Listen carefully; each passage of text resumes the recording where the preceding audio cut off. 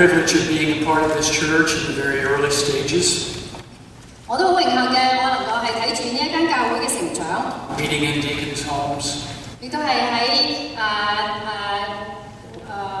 執事嘅屋企。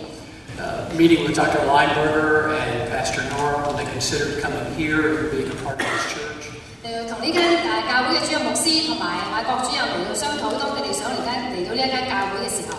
And I was here for Pastor Nora's installation. 我亦都喺Nora 主任佢嘅就職典禮，我亦都係喺呢度同佢一齊。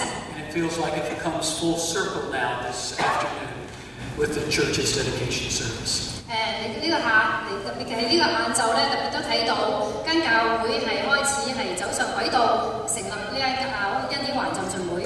So on behalf of the more than 600 churches that constitute Union Baptist Association, congratulations. 喺我代表我哋嘅使聯會嚟到係恭喜大家，我哋當中係有600間教會，而你係成為其中嘅一間。